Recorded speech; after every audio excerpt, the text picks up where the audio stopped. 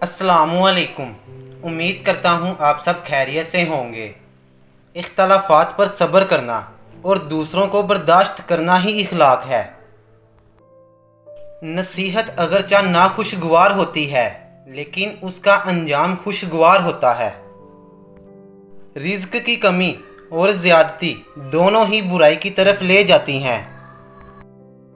अच्छी आदत की मालिक, नेक और पारसा औरत किसी फ़कीर के घर में भी हो तो उसे बादशाह बना देती है। जब दर्द हद से ज़्यादा बढ़ जाए तो इंसान रोता नहीं बल्कि खामोश हो जाता है। किसी को अच्छे अमल से दिली खुशी देना 1000 सजदे करने से बेहतर है।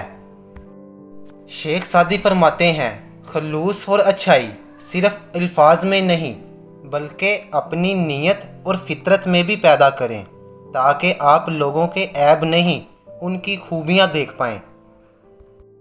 खुद को मुनफरिद समझना और अपने मुनफरिदपन को पहचानना आपका हक है, मगर खुद को दूसरों से बदतर समझना महज आपकी सोच का खुमार है।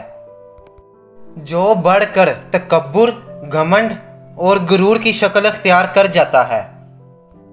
दिन की रोशनी में रिज़्क तलाश करो और रात को रिज़्क देने वाले को तलाश करो। मायूसी एक धूप है जो सख्त से सख्त वजूद को जलाकर राख कर देती है।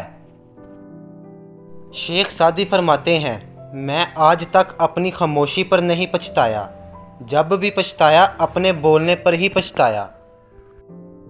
शेख सादी फरमाते हैं, तलीम इंसान को बोलना तो सिखा देती है मगर ये नहीं सिखाती कि कब, कहाँ और कितना बोलना है।